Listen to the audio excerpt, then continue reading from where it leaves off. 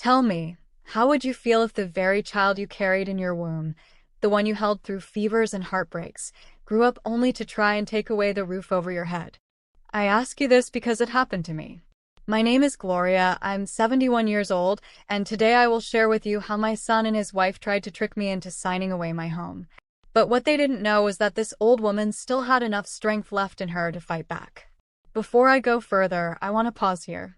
To everyone watching or listening, may you be granted peace in your heart, steady steps in your walk, and health that carries you through the years. I know life in our 60s, 70s, and 80s is not always easy. Some days it feels like the body is no longer your friend. The eyesight blurs, the knees ache, the nights stretch longer than the days. But may you never lack comfort, may you never lack protection, and may your family never turn against you the way mine did. Now, my dear, let me invite you into my life. For over 4 decades, my home on Maple Street has been my sanctuary. Every creak in the floorboards has a story to tell. The kitchen smells still remind me of the sourdough I used to bake when my husband, Arthur, would come in from the garden, wiping the soil from his hands, smiling like a boy. He's been gone for 5 years now, but the memories he left in these walls still hold me up when the nights get too quiet. And then there's Lucas, my son. I raised him here, in this very house. I can still see the charcoal mark by the fireplace where, at 5 years old, he tried to draw a dragon. I never washed it off. I wanted it there forever, a reminder of his childhood innocence, of the days when he looked at me with love and trust. To me, this home was more than walls and a roof. It was my life's work, my safe place, my treasure. But life has a way of making you feel fragile when you least expect it. Not long ago, my eyesight began to fail me. The words on a page blurred into smudges. I laughed it off at first, told myself it was just age. Then came the fall. Just one misstep on the staircase, and suddenly I was on the floor with a sprained ankle. It rattled me. For the first time, I felt weak, breakable. I didn't know it then, but that weakness was exactly what my son and his wife would use against me. They live far from me in Boston. Lucas is an architect now, successful, respected. His wife Brianna is a lawyer, sharp and polished. They began visiting more often after my fall, speaking with such concern in their voices. "Mom, we're worried about you," Lucas would say, his brow furrowed like a devoted son. Brianna would sit across from me, her smile so sweet, her words so smooth. "It's just about protecting your future, Gloria. We only want to help you." And for a while, I believed them. How could I not? They were my family. I thought their visits, their phone calls, their suggestions about paperwork and trusts, all came from love. But love should never come with pressure. Love should not weigh heavy on your chest. And yet, the day came when they sat me down at my dining table with a stack of papers so thick it nearly slid off the edge. That day, they thought I would simply take the pen and sign. They thought my trust was blind, that my eyes too weak to read the truth. But I did read. And when I traced those lines with my finger, I saw words that made my blood run cold. Those papers were not meant to protect me. They were meant to erase me, from my own home, from my own legacy. I will tell you how I discovered it all, and how I fought back with everything left in me. But before I go on, let me ask you to do me one kindness. Tell me, where are you watching from? I love knowing how far these stories reach, and I want you to be part of this journey with me. And if you haven't already, please subscribe so you won't miss the lessons hidden in stories like mine. Because this is not just about betrayal, it's about survival. It's about standing tall, even when the ones you love most are the ones trying to push you down. I never thought of myself as helpless. Even after Arthur passed, I managed just fine. My days had a rhythm, quiet but fulfilling. In the mornings, I'd tend to the small garden out back. The tomatoes grew sweeter in the sunlight, and the roses bloomed faithfully every summer, almost as if Arthur himself was still coaxing them along. In the afternoons, I baked sourdough mostly, because it reminded me of the years when Lucas was a boy and would come home from school hungry enough to eat half a loaf by himself.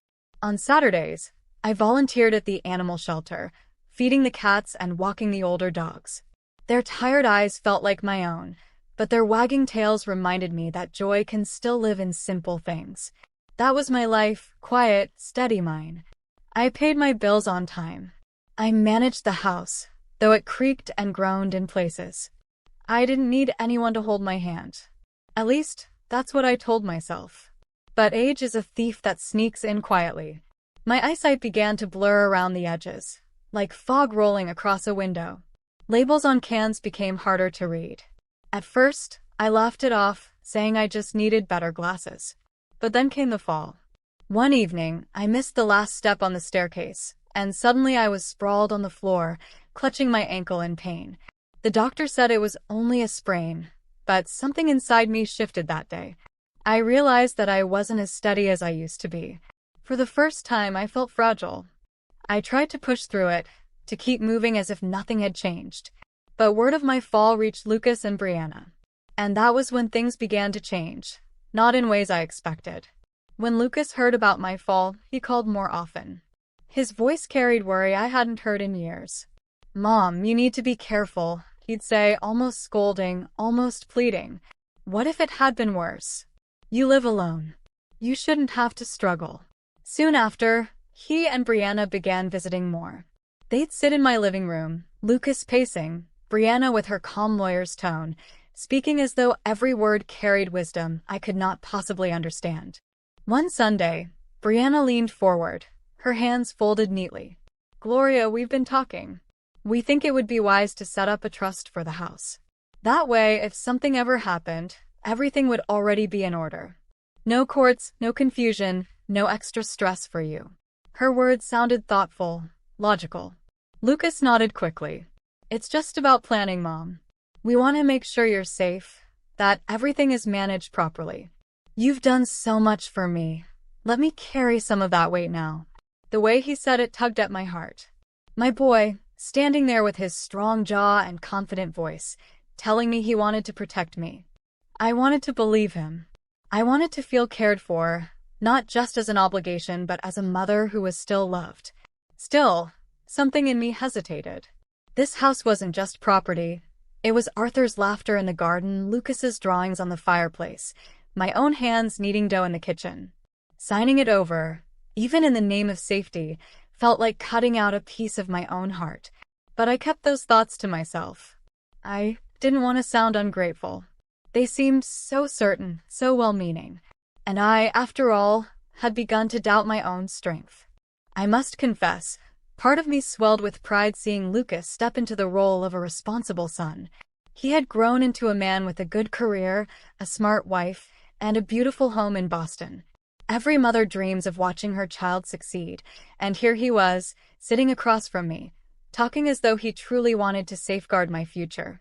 When he spoke about the trust, his eyes softened. "Mom, you've worked hard your whole life. You shouldn't worry about bills or paperwork anymore. Let me handle it. Let us help you." His words carried the same warmth he once had as a boy when he'd promised to protect me from the monsters under his bed. I wanted to believe that little boy was still there. But my heart felt divided. There was comfort in the thought of not carrying everything alone. Yet each time I imagined putting my signature on papers that would tie this home to their names, I felt a knot in my stomach. Arthur and I had built a life here, brick by brick, memory by memory. Could I really hand it away so easily? I told myself I was being silly, that I should be thankful my son cared enough to worry. Brianna, with her lawyer's knowledge, spoke so smoothly, making everything sound practical. She used phrases like streamline and protect your assets, words that blurred together like a language I couldn't quite translate. I nodded along, smiling faintly, though inside I wasn't at peace.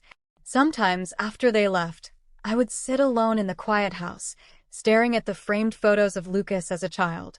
I wanted so badly to trust him fully, but something about the speed of their suggestions, the way they returned to the subject again and again, pressed on me like a weight I couldn't shake.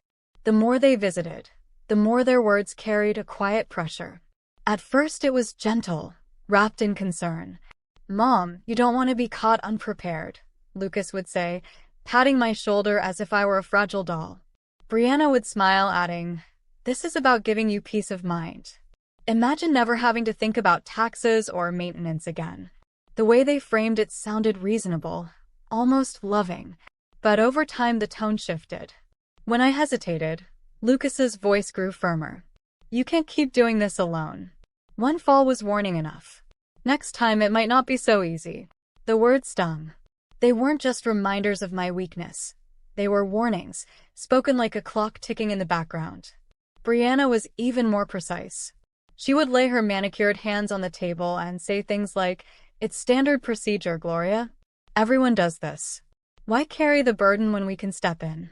Her logic sounded flawless, but her eyes lingered on me with a sharpness that unsettled me. I wanted to believe they only cared. Yet each conversation left me more unsure of myself. Was I being foolish to cling to the house? Or was I right to feel uneasy? When I looked at Lucas, I remembered the boy who once brought me dandelions from the yard, insisting they were treasures. But the man standing in front of me now seemed so polished, so insistent, as if my hesitation was an inconvenience rather than a mother's caution. I kept telling myself it was love, that I was overthinking. Still, every time they pressed the subject, a quiet voice in the back of my mind whispered, "This doesn't feel right." The morning of that Sunday felt different. The air in my house was heavy, though I couldn't explain why. I baked a small batch of bread to calm my nerves, the smell filling the kitchen like a shield. By the time Lucas and Brianna arrived, my hands already carried the faint dust of flour. Lucas came in first, his steps quick, restless. He didn't sit right away, just walked around the living room, glancing at the clock more often than at me. His energy wasn't the steady concern of a son visiting his mother. It was sharp, restless, as if he had someplace else to be. Brianna followed, polished as always. In her arms was a leather portfolio, sleek and heavy. She set it on the dining table with care, almost like it carried treasure. "Gloria," she said softly with that calm tone she always used when trying to sound gentle. "We have everything ready. It's just a matter of a few signatures." I looked at the stack of papers she pulled out. They weren't a few pages. They were thick, heavy, covered in bright yellow tabs where she had marked places for me to sign. My stomach tightened. Lucas finally stopped pacing and sat across from me. "Mom, this is what we talked about. It's a trust. Once you sign, you won't have to stress over taxes or paperwork again. We'll manage everything." His words were smooth, but the way his leg bounced under the table betrayed him. I nodded slowly, my hands folded together on my lap. "It looks like a lot of papers," I said, trying to keep my voice steady. "Standard legal wording," Brianna replied quickly, sliding the top document closer. "We've simplified it as much as possible. You don't need to worry about the details. Just trust us, Gloria." That word, trust, landed heavy on me. I wanted to lean on it, to let it soothe me. But something about the way they both stared at me, silent and waiting, made the room feel smaller. I picked up the pen they'd set before me. My hand trembled, not from weakness, but from something deeper. Before I could lower the tip to the paper, I forced myself to ask, could I read a little first? Just to be sure I understand. The silence that followed was louder than any shout. Lucas's smile faltered. Brianna's lips pressed into a thin line. For the first time, I felt the warmth drain from their voices. I held the pen in my hand, but instead of signing, I slid the papers toward me. My reading glasses rested on the end table near the bay window, so I took them and adjusted them carefully on my nose. "Just a skim," I murmured, my voice light, as though I were indulging a stubborn old habit. Lucas shifted uncomfortably in his chair. "Mom, we've been over this already. It's exactly what we told you." His tone wasn't the gentle coaxing of earlier. It had an edge, quick and impatient. "I know, dear," I said, giving him a small smile. "But I just want to see the words with my own eyes." I carried the papers to my favorite chair by the window, the afternoon sunlight spilling across the pages. Dust floated in the golden light, slow and calm, so unlike the storm inside me. I turned the first page, expecting legal terms about trusts and protection. But there it was. Bold letters across the top of the page. Deed of gift. My breath caught. I blinked hard, thinking my vision had betrayed me. But no, the words remained, clear as the day. A deed of gift. My heart slammed in my chest. This wasn't about safeguarding my home. It was about transferring it entirely. The paper claimed that I, Gloria May Jenkins, Would give my house to Lucas and Brianna immediately upon signing. Not someday. Not when I passed. Right now. I turned another page, scanning, my pulse thundering. There was no mention of me retaining the right to live in the home, no mention of a trust held for my benefit. Just a complete handover. For $1 and other considerations. The words twisted in my stomach like poison. I looked up. Lucas stood near the fireplace now, his eyes locked on me. Brianna stayed at the table, her hands clasped tightly, her smile thin and strained. The care they'd shown these past months peeled away in that moment, revealing something harder, colder. The betrayal struck like a knife. I thought of Lucas as a child, running barefoot through the yard, chasing fireflies. I thought of the nights Arthur and I had stayed awake worrying about how to give him the best start in life. And here he was, my own son, waiting for me to give away the only thing I had left. I kept my face calm, though my hands shook on the papers. They couldn't know I'd seen the truth, not yet. I needed time. I needed to think. So I placed the papers gently on my lap and let out a soft laugh. These legal terms confuse me, I said, my voice trembling as though age had finally caught up to me. Is this what a trust is called nowadays? A deed of gift. Brianna's eyes flickered, quick and sharp. It's just terminology, Gloria. Nothing to worry about. It all goes into the trust in the end. But her words rang hollow. I had already seen enough. I forced myself to lower the papers, though every word I'd read still burned into me. My chest felt heavy, like I was carrying a stone that pressed harder with each breath. My son, my Lucas, had placed that stone there with his own hands. Mom, you don't need to get lost in all that, Lucas said, moving closer. He crouched beside me, his hand resting on my shoulder. Brianna knows these things better than anyone. Just trust us. His touch should have comforted me, but instead it felt like a weight, urging me toward the pen, toward surrender.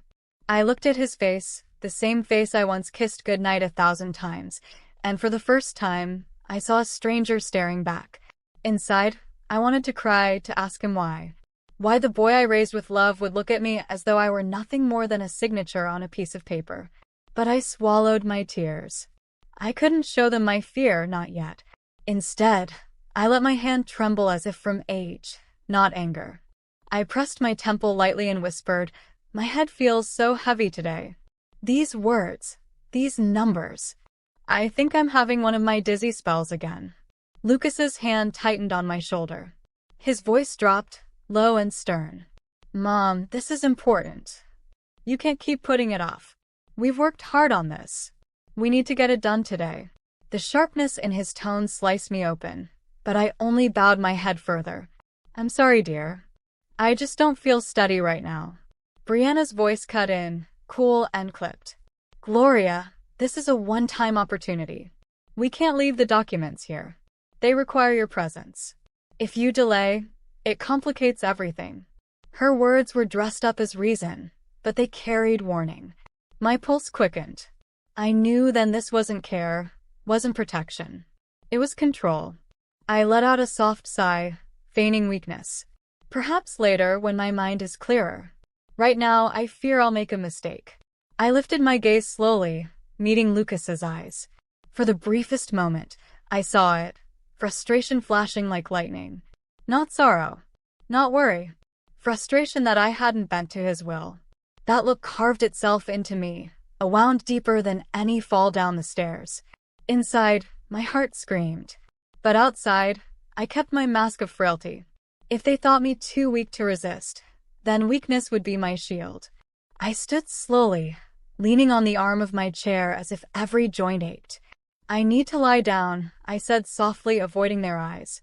"My doctor told me to rest when the dizziness comes. Perhaps we can talk again another day." Brianna's face tightened, her words clipped. "Gloria, you don't understand. These documents aren't something we can just leave with you. They must be signed in front of us. This isn't optional." Her insistence only deepened my certainty. They hadn't come to help. They had come to claim. "I know you mean well," I whispered, steadying myself against the wall as I walked toward the stairs. "But I cannot sign anything in this state. Forgive me." Behind me, I heard Lucas mutter under his breath, sharp enough to pierce the quiet. "Mom, don't do this to us." "Do this to us?" The words echoed in my mind, as though my hesitation was a betrayal, not theirs. As though the house Arthur and I built, the life I poured into these walls, somehow belonged to them already. I climbed each step slowly, my body trembling, not from frailty, but from fury. When I closed the bedroom door behind me and locked it, I pressed my back against the wood, my heart pounding. Tears finally spilled down my cheeks, but they were not the tears of defeat. They were the tears of a woman who had been wounded by her own blood, yet found within herself a fire she thought had long gone cold. In that moment, I knew I would not sign. I would not hand over my life's work. I might have failing eyesight. I might walk with a limp when the rain comes, but my mind was still sharp, and I would use it. I walked to my desk, opened the drawer, and pulled out the old leather-bound journal where Arthur once kept family notes. Inside, tucked between pages, was the key to the filing cabinet he had left me. The papers within, I knew, would become my weapon. Downstairs, the house was silent, but I could feel their presence, waiting, scheming, certain they would return. They thought I was weak. They thought I was blind. But they were wrong. I wiped my tears, steadied my breath, and whispered to myself, "They will not take this from me." Before I end this part of my story, let me ask you something. Have you ever felt betrayed by someone close to you? If you have, share your thoughts in the comments. You never know who might draw strength from your words. And don't forget to like this video if you believe no mother should endure what I faced. I hadn't even made it to the stairs before Lucas's voice struck me from behind. "Mom, just sign it." The words weren't a plea this time. They came sharp, carrying a force I'd never heard from him before. My heart clenched. This wasn't the voice of a worried son. It was the voice of someone cornered, desperate to claim what he believed was already his. I turned, my hand resting on the banister to steady myself. His eyes met mine, but they no longer held warmth. They were narrowed, filled with urgency that bordered on anger. "Lucas," I said softly, masking my trembling with the tone of a weary mother. "I can't right now. My head is swimming, and I fear I'll make a mistake." Brianna rose from her chair, her heels clicking against the floor as she stepped forward. Her smile had vanished. What replaced it was sharp, stripped of any kindness she had pretended to wear. "This is a one-shot deal, Gloria," she said, her words cutting. "We can't keep going back and forth. These documents must be signed today, in our presence. No delays." I stared at her, stunned by her boldness. A one-shot deal? As if my home, my life's anchor, was nothing more than a transaction with an expiration date. Inside, my chest burned, but I didn't let it show. Instead, I lowered my eyes, letting my shoulders sag as though her words had crushed me. "I'm sorry," I whispered. "I can't." For a moment, the silence between us was thick, like a storm about to break. Lucas's jaw tightened. Brianna crossed her arms. They saw my hesitation as weakness. What they didn't realize was that weakness was the mask I had chosen to wear. I pressed my hand against my forehead, leaning heavier on the banister. I think I'm going to faint," I murmured, letting my voice quiver as if the world were tilting under my feet. Lucas rushed forward, his hand gripping my arm. But there was no tenderness in the way he held me. It was firm, almost impatient, as though he feared I might collapse before the papers were signed. "Mom, please," he hissed, his face close to mine. "We don't have time for this." I looked into his eyes. They were not the eyes of the little boy who once ran to me with scraped knees, seeking comfort. These were the eyes of a man whose patience had thinned to nothing. Brianna's heels clicked closer. She folded her arms, her voice colder than winter frost. "If you delay, you'll regret it, Gloria. This isn't something we can just redo. You're making this far more difficult than it needs to be." I let my knees wobble, swaying as though I might topple at any moment. Lucas tightened his grip, muttering something under his breath that I couldn't fully catch. I only caught the tone, sharp, accusing, dangerous. Then I let my body sag against the banister and whispered, "I need to lie down. If I don't, I may truly fall again." I pulled gently from Lucas's grip and began climbing the stairs, one hand on the rail, the other pressed to my temple. Every step felt like a small victory, not because of weakness, but because I was escaping. When I reached the top, I turned just enough to say, "Leave the papers here if you must. I'll look at them when my mind is clearer." Brianna's response came fast and sharp. "No. These don't leave our sight." I nodded faintly, pretending to accept her words. But as I shut my bedroom door and slid the lock into place, my mask of frailty fell away. My heart thundered with anger, not fear. The moment the lock clicked, I slid down against the door, my legs trembling not from age but from the weight of betrayal. Hot tears blurred my vision. They weren't the soft tears of sorrow. They were heavy, angry tears, falling from the eyes of a woman who had been cut open by her own flesh and blood. I pressed my face into my hands and let the storm pour out of me. My son. My Lucas. The same boy who once clung to my skirts, begging me to read him one more bedtime story. The same child whose drawings still marked the fireplace, whose laughter once filled these rooms. And now he had stood before me, pressing a pen into my hand, urging me to give away the only home I had left. I thought of Arthur. What would he say if he could see this? He had built this house with his bare hands, brick by brick, not just for me but for Lucas, too. Arthur had always said, "Family protects each other, Gloria. That's what makes us strong." Yet here I was, barricaded in my own room, hiding from the very people who claimed to care. The serpent had crept into my garden, and it carried my son's face. A sob escaped me, sharp and raw. But even through my grief, a fire sparked inside. They saw me as fragile, an obstacle to be moved aside. They thought my years had left me powerless. But they had forgotten. Age doesn't strip away wisdom. Age sharpens it. I wiped my tears and sat taller against the door. For the first time in years, my sorrow turned into resolve. I rose from the floor and walked to my dresser, each step steady now. No trembling, no wobble. I opened the top drawer and pulled out an old handkerchief Arthur once carried. I pressed it to my face, drying what tears remained, and as I looked at myself in the mirror, I saw not a broken woman but someone who still had fight left. "They think I'm weak," I whispered to my reflection. "They think I'll bend because I've fallen once, because my eyes blur, because I'm 71. I shook my head slowly. They don't know me at all. My gaze shifted to the corner of the room, where a leather-bound journal sat tucked away. Inside it was the small key Arthur had left me, the key to his filing cabinet in the closet. That cabinet held more than old receipts and photographs. It held the documents that proved this house was mine, secured long before Lucas and Brianna had set their sights on it. As I touched the key, my pulse steadied. I wasn't helpless. I wasn't cornered. They might have tried to trick me, but I had lived long enough to know how to fight with quiet strength. I turned back toward the door, listening to the silence downstairs.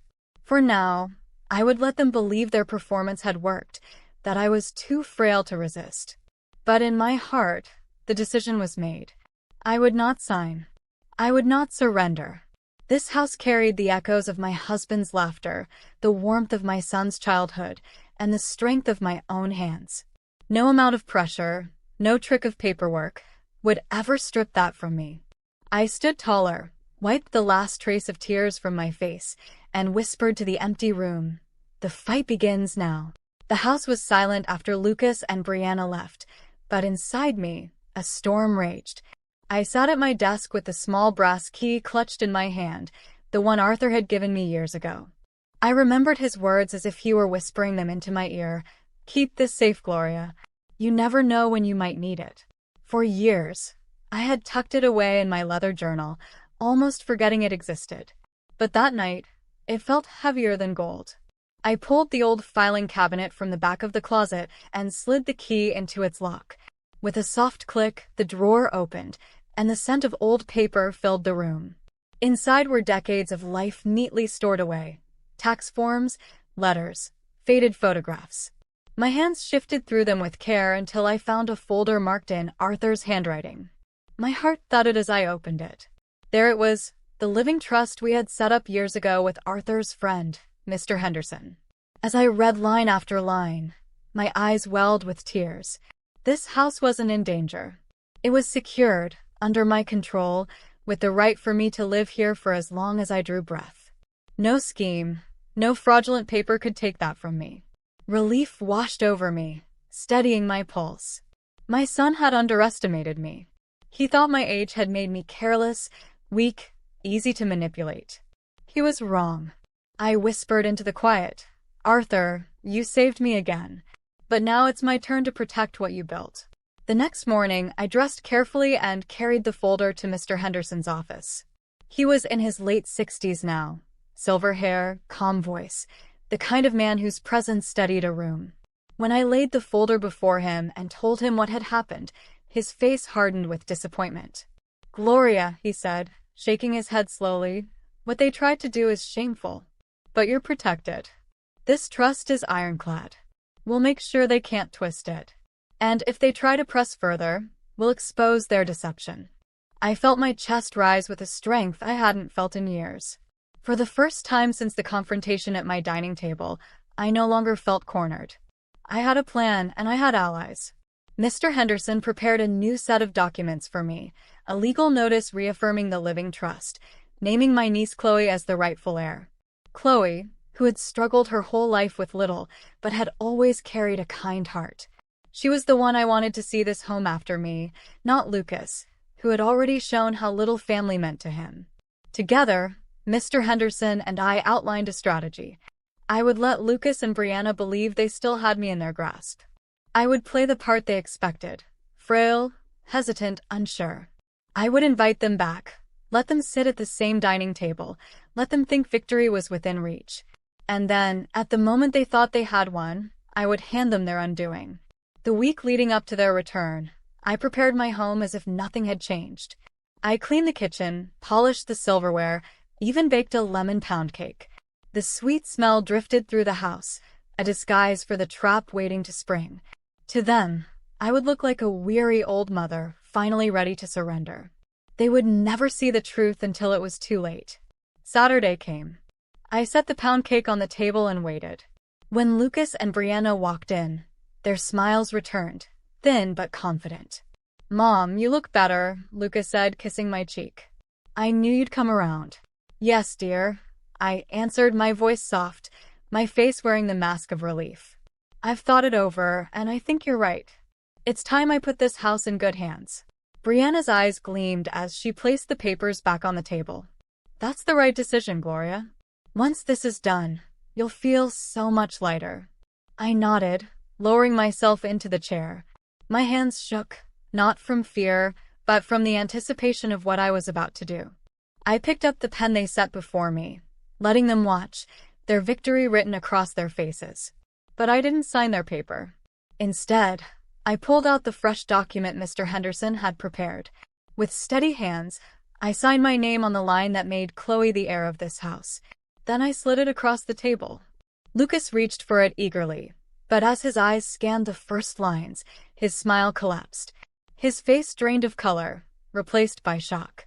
"Mom, what is this?" His voice cracked, trembling between disbelief and rage. Brianna snatched the paper and read. Her lips parted, and a sharp gasp escaped her. She looked at me with eyes stripped of all disguise, filled with fury. I folded my hands calmly on the table. "That, my dears, is the truth. This house has been protected for years. It was never yours to take. And now it will pass to someone who values love more than greed." The silence that followed was thick. Lucas's hand trembled, his knuckles white against the table. Brianna's jaw clenched so tight I thought her teeth might crack. I sat there in perfect stillness, the smell of lemon cake in the air, watching their carefully built scheme collapse. They had come expecting an easy win. Instead, they had walked straight into their own defeat. So I looked them in the eyes and said, "If you believe I made the wrong choice, then perhaps you've forgotten what it means to be family. But if anyone out there believes I made the right choice, hit that like button and subscribe. Because stories like this are lessons no one should ignore." The look on Lucas's face as he read the document will never leave me. His lips parted, but no words came at first. He stared at the page as though it had struck him across the cheek. When his voice finally broke the silence, it was hoarse, trembling. "Mom, this isn't what we agreed to." I leaned back in my chair, folding my hands neatly on the table. "It's exactly what I agreed to, Lucas. I agreed to protect this house, and that's what I've done. Brianna leaned over, snatching the paper from his grip. Her eyes moved quickly, line by line, until she gasped and slammed it back down on the table. You lied to us, she spat, her polished mask cracking at last. You told us you were confused, that you needed help. All this time you were scheming against us. Her words might have cut if they'd been true. But I had no need to scheme. I had only defended what was mine. You spent months weaving a trap for me, I said, my voice steady. And you expected me to walk into it with a smile. But I was not confused, Brianna. I was cautious. That's something you failed to account for. Lucas slammed his fist against the table, the sound echoing through the room. This isn't fair. I'm your son. That house should be mine. I've earned it. My heart clenched at his words, but I kept my voice calm. You cannot earn a home by betrayal, Lucas. This house was never a prize for you to collect. It was meant to be a shelter, a place for family. And yet, you came here with a document that would have left me with nothing. Brianna leaned forward, her eyes blazing. We'll fight this. We'll have you declared unfit. You think a piece of paper will stop us? I reached into my folder and slid out another document, one Mr. Henderson had carefully prepared. This is an affidavit from my lawyer, confirming that I am of sound mind and that you both attempted to deceive me. He's kept copies filed with the county. If you try to challenge me, you'll be exposing yourselves. For a moment, the room froze. Lucas's shoulders slumped, his face paling as the weight of what I'd said sank in. He knew what it meant. His wife's career as a lawyer would shatter under the stain of fraud, and his own reputation would crumble beside it. The anger in Brianna's eyes faltered, replaced by something closer to panic. She opened her mouth, but no words came. Lucas reached for the document again, but his hands trembled too much to hold it steady. Finally, he looked at me, his voice breaking. How could you do this to us? I closed my eyes for a moment, my throat tight, then answered quietly, No, Lucas. How could you do this to me? I carried you. I raised you. I gave everything I had to make your life brighter. And you repay me by trying to strip me of the only thing left of your father and me. This isn't my betrayal, it's yours. The words hung in the air, sharp and final. Lucas lowered his gaze, unable to meet my eyes. Brianna stood abruptly, her chair scraping against the floor. Come on, Lucas. We're done here. Her voice cracked as she grabbed her bag and stormed toward the door. Lucas lingered for just a moment, his face pale, his shoulders sagging. He looked at me as though searching for the mother he once loved, but that boy was gone, replaced by a man who had chosen greed over family. Without another word, he followed his wife out the door. The slam echoed through the house, rattling the picture frames on the wall. And then silence. I sat alone at the table, my hands resting on the affidavit, the scent of lemon cake still lingering in the air. My body trembled, but not from fear, from release.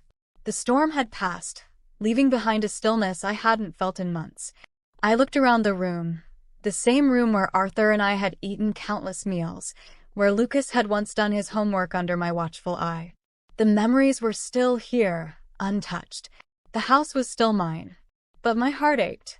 I had saved my home, yes, but I had lost my son. I don't know if that wound will ever heal. Perhaps it isn't meant to. Yet as the hours passed, a different feeling crept in. Strength. For so long, I had believed my age made me powerless. But I had stood against betrayal, and I had won. They thought I was frail, that I could be pushed aside. Instead, I showed them what they had forgotten. A mother's endurance, sharpened by years of sacrifice. I rose from the table, carrying the documents back to my bedroom. As I set them carefully in the cabinet, I whispered into the quiet, Arthur, we did it. The house is safe. That night, for the first time in weeks, I slept deeply. The ache in my chest was still there, but beneath it lay something new, resolve. My story had begun with fear and sorrow, but it ended with strength. Yes, I had lost the son I once knew, but I had not lost myself. And that, I realized, was the greatest victory of all. The morning after Lucas and Brianna stormed out, the house felt both emptier and freer. Their absence echoed through the rooms. Yet for the first time in weeks, I could breathe without the weight of their stares pressing down on me. I walked through the halls slowly, letting my hand brush along the walls that had carried decades of memories. The laughter of Arthur, the small footsteps of Lucas as a child, the warmth of family dinners, they were still here. The betrayal had cut deep, but it could not erase what had been built with love. I sat in the garden later that afternoon, watching the roses sway in the breeze. Arthur had planted them years ago, promising me that their bloom would outlast every hardship. He was right. The petals opened as if untouched by the storm, reminding me that beauty can rise even after nights of darkness. In the weeks that followed, I carried on with my life. My ankles still ached when the rain came, my vision still blurred on tired days, but I no longer felt powerless. I had faced betrayal, not from strangers but from my own blood, and I had stood my ground. Age had not made me weak. It had given me the wisdom to see through deceit, the courage to defend what was mine, and the patience to strike at the right moment. Not long after, my niece Chloe came to visit. When I told her that she was now the heir to this house, tears filled her eyes. She hugged me so tightly I thought my ribs might crack. "Aunt Gloria, I don't deserve this," she whispered. But I told her she did. She was kind, hardworking, and grateful, everything Lucas and Brianna had forgotten how to be. Her children ran through the house, their laughter echoing in the same halls Lucas once filled with joy. In that moment, I felt something heal inside me. Perhaps I had lost a son, but I had gained a legacy built not on greed but on love. I share this story not just as a warning but as a reminder. Betrayal may come from where you least expect it, even from the ones you raised. But never doubt your own strength. Never believe that age makes you powerless. You carry within you the lessons of every struggle you've endured, and those lessons are weapons sharper than any pen your enemies might place in your hand.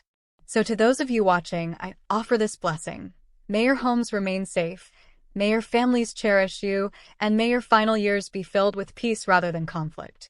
If you carry burdens in your body, failing eyesight, tired joints, nights of loneliness, may you also carry the strength to rise above them. And may no one ever succeed in making you feel small. My story is not just about survival. It is about standing firm, even when those closest to you push hardest. It is about choosing love over greed, truth over lies, and dignity over surrender. Now I ask you, if you believe I made the right choice, show your support by liking this video and subscribing to the channel. Leave your thoughts in the comments. I would love to know where you are watching from and what lessons this story brought to your heart. Because in the end, this is not only my story. It is the story of every parent, every grandparent, every elder who has ever been underestimated, pressured, or cast aside. And it is proof that no matter your age, you still have the power to protect what matters most. Thank you for watching.